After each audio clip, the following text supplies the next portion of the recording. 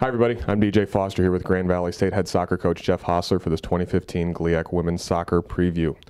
Well, coach, you're ending your second year here at Grand Valley State, and obviously the first one went pretty well. Not sure how you could top it. Going 22-2-2, and then a 3-0 win in the national championship against Rollins. So I guess, what have you kind of talked about to the girls with expectations being as high as they were, and trying to not, have a letdown from last season? Yeah, I think last year, with us being a new staff, it was really easy to emphasize the idea that this is a new team and a new group. That's going to be a focus for us again moving forward. We started the year just like everybody else. It's a clean slate. I think the experience last year will help us in a lot of ways as we begin preseason and go through the season. End of the day, everyone's starting with the same record. Everyone's got the same goals. Everyone's optimistic about their team.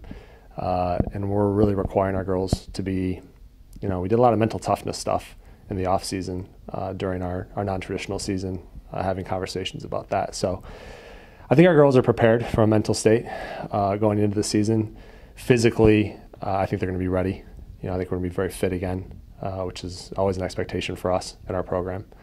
And I think we could, I think while we had tremendous success last year and finished the season the way every team wants to, I think there's some areas that we need to show improvement this year. You had a good senior class last year, and you'll obviously replace some of them with incoming freshmen and transfers and whatnot. But let's stay on the offensive side of the ball first, where you don't lose a whole lot. You bring a lot of returners back. Jenny Schaub, obviously, you lost her. But what do you expect, on the attacking side of the ball? Well, I think we're going to have the potential to score a lot of goals. Schaub was great for us, both in her ability to take players on and penetrate. And not only scoring goals, but setting up other players. She was near the top of the nation in assists last year. So we're going to miss that piece of her in her senior experience, from the attacking side. But you bring back Marty Corby, who was National Player of the Year last year, out of attacking mid. Kitty Klunder, who was extremely effective playing out of the middle. We expect a lot of her in her senior year. Mm-hmm. And then you've got Gabby Mancati. She led all freshmen in the country in goals last year. And I think the work she's put in, I think you'll see an even better Gabby this fall. And then you come with Katie Bounds, mm-hmm. Who had over 10 goals last year, averaging about 30 minutes a game, which is spectacular. Yeah. And then Kendra Stauffer, we're really expecting to get her back on track in terms of getting in the stat sheet. I think she was pretty good last year, but I think she has a chance to be a very, very good player for us this fall. So from a returning standpoint, we really like attackers, and we've got some good depth there. Some other players are now sophomores and juniors that added some game experience last year. But in our attacking half of the field, we had 9 players that averaged over 30 minutes a game, so that are returning. So we've got a solid group coming back, and a couple freshmen. We really like our transfer, Jayma Martin, and think she has a lot of upside, and some young players that can really challenge those returning players. During Dave Deaney's tenure here, Grand Valley State really became one of the best defensive teams in the country. That was kind of what they solidified the program as, and you guys didn't drop off at all last year, only giving up 7 goals, I believe, all season long, and one of the best teams in the country defensively. Andrea Strauss was the goalkeeper last year, and she was obviously tremendous. She will not be back this year.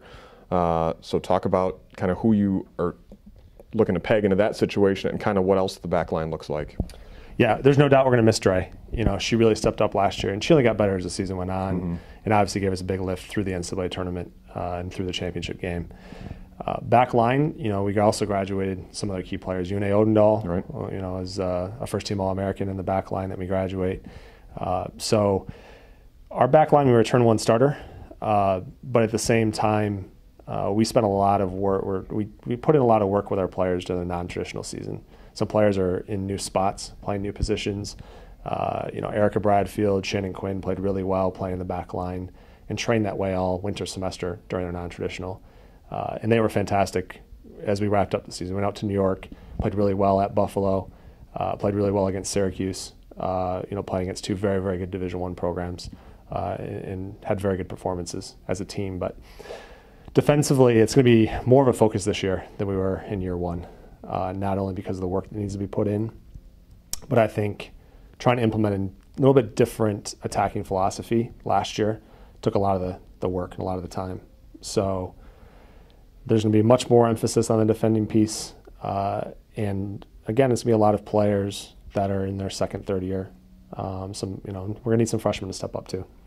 Before I let you go, talk about your schedule a little bit, the non-conference schedule kind of earlier on in the year, and then once you get into GLIAC play and kind of what you're expecting, not only from your non-conference portion, but the rest of the league as well. Sure. Really excited about our schedule. Obviously, GLIAC, we play everybody, so we get to see everyone. GLIAC schedule-wise, I mean, last year's women's soccer in the GLIAC was probably the strongest it's ever been, with 4 NCAA tournament bids.